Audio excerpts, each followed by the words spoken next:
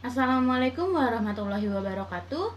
Kami dari kelompok 3, kami di sini ingin menjelaskan tentang analisa kontaminasi obat bahan alam.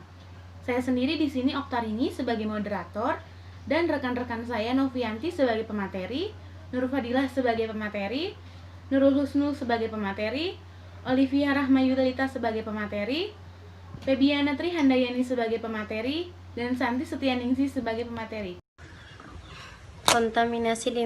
Definisi kontaminasi obat bahan alam adalah tercapainya atau organisme berbahaya dalam obat bahan alami secara tidak disengaja.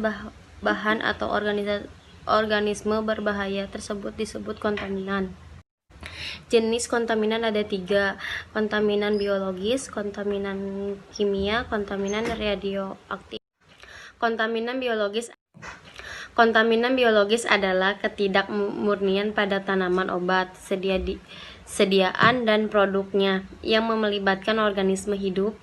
Ada 2 kelompok organisme kontaminan, yaitu mikroorganisme, bakteri dan jamur, dan binatang, parasit, serangga, dan lain-lainnya.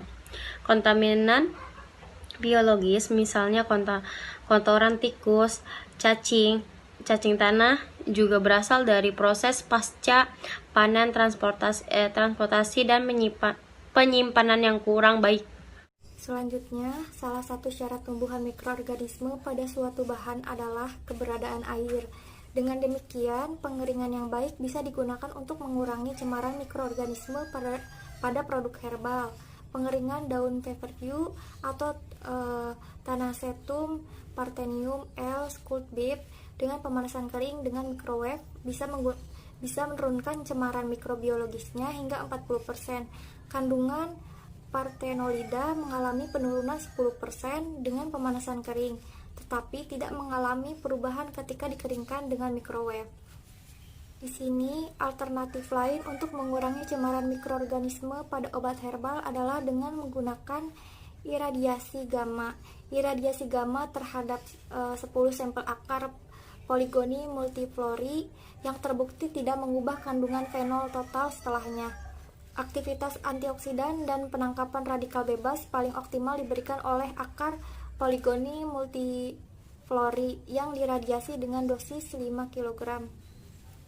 Serangga yang pernah dilaporkan mengkontaminasi obat herbal antara lain Plodia sp, Epestia sp, Tribolium sp, Cytophilus sp, Oryzapilus sp, Rhizoperta sp, dan Trogoderma sp.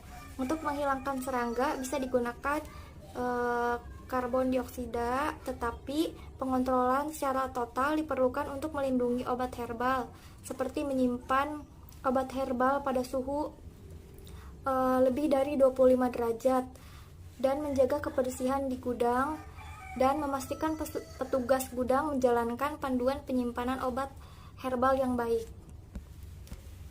Selanjutnya, secara umum ini untuk meminimalisir kontaminasi biologis pada produk herbal adalah dengan melakukan budidaya dan pengolahan pasca panen sesuai dengan standar dalam Good Agricultural and Collecting Practice atau GACP, dan pembuatan herbal sesuai dengan standar dari Good Manufacture Practice atau GMP. Yang kedua ada kontaminan kimia. Kontaminan kimia dibagi menjadi 3. Yang pertama mikotoksin, yang kedua logam dan logam berat, dan yang ketiga residu pestisida. Yang pertama mikotoksin. Mikotoksin adalah metabolit sekunder yang dihasilkan oleh jamur yang bersifat racun terhadap manusia. Jamur yang telah terbukti menghasilkan mikotoksin adalah Aspergillus, Fusarium, dan Penicillium. Aflatoksin oleh International Agency for Research of Cancer dimasukkan dalam golongan karsinogen kelompok 1 pada manusia. Logam dan logam berat. Logam berat terakumulasi dengan tingkat yang berbeda pada tiap organ. Kadmium, tembaga, besi, nikel, timbal, dan seng pada herba pegagan. Centella asiatica yang ditanam pada tanah yang tercemar logam berat terakumulasi paling banyak pada akar, lalu berturut-turut pada tangkai daun dan daun. Kadar logam berat pada tanaman sendiri lebih kecil dibandingkan yang berada di dalam tanah. Kemampuan tiap tanaman dalam mengakumulasi logam berat juga berbeda. Pada daerah dengan yang tercemar logam berat, tanaman yang mengakumulasikan timbal paling tinggi adalah Calotropis procera, sementara yang terendah adalah Peristrope bicaliculaata. Produk herbal bisa terkontaminasi logam berat pada berbagai tahap produksi, dari kondisi budidaya hingga pengeringan di udara terbuka, penyimpanan dan pembuatan, lepasnya logam berat dari peralatan. Residu pestisida. Pestisida adalah senyawa kimia yang digunakan untuk mencegah, mematikan, menarik, menolak, atau mengendalikan semua jenis serangga, termasuk spesies tanaman dan binatang yang tidak diinginkan selama produksi, penyimpanan, transport, dan pemrosesan. Efek utama dari paparan berlebih senyawa ini adalah gangguan pada sistem saraf, sering pusing, parestesia, tremor, diskoordinasi, dan konfusi. Residu pestisida organoklorin sering ditemukan pada bahan herbal. Adanya polusi secara global memungkinkan suatu tanaman mengandung residu pestisida meskipun dalam budidayanya sama sekali tidak menggunakan pestisida. Residu pestisida juga ditemukan dalam sediaan herbal seperti infusa dan dekokta. Tingkat ekstraksi residu pestisida dalam air terutama tergantung pada kelarutan dalam air. Pestisida dengan kelarutan rendah seperti organoklorin dan pireteroid sintesis sulit terambil dalam dekokta. Sementara pestisida polar seperti azoles dan organophosphorus terambil dalam jumlah yang cukup besar. Lamanya pemanasan dalam penyiapan sediaan juga berpengaruh terhadap jumlah pestisida yang terambil. Selanjutnya yang ketiga ada kontaminan radioaktif. Selain dari sumber alami, cemaran radioaktif juga mungkin berasal dari bocornya radionuklida dari reaktor buatan manusia ke lingkungan. Misalnya pasca kecelakaan reaktor Chernobyl ditemukan adanya cemaran. Pemalsuan bahan obat herbal. Pemalsuan adalah penggantian dengan spesies tanaman lain atau penambahan senyawa asing secara sengaja untuk meningkatkan bobot atau khasiat produk atau untuk menurunkan biayanya. Umumnya pemalsuan dikategorikan dalam praktek yang disengaja, meskipun kadangkala bisa terjadi pemalsuan bahan awal yang tidak disengaja.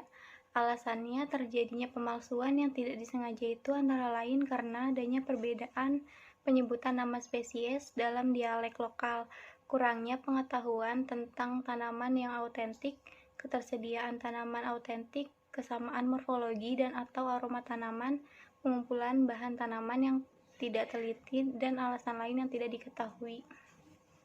Penyebab kontaminasi obat bahan alam. Kontaminan mikroorganisme berasal dari tanah, proses pasca panen, transportasi, dan penyimpanan yang kurang baik.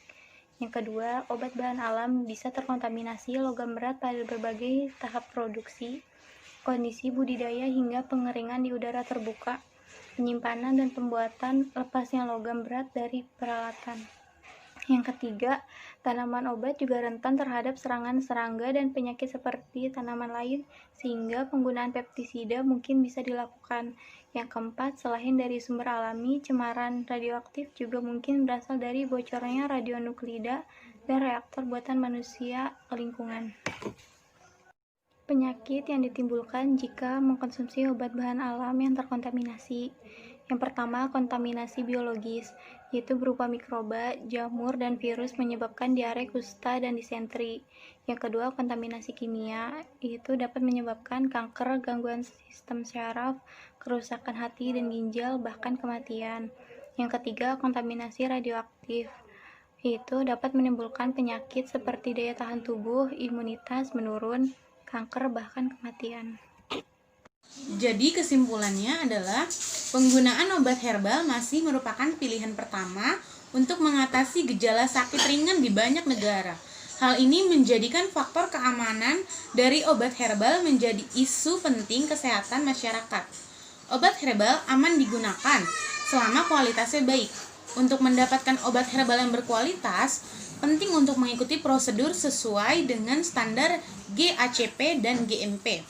Keseluruhan proses produksi, mulai dari budidaya hingga pemasaran produk, harus mengikuti panduan dari kedua manual tersebut. Terima kasih.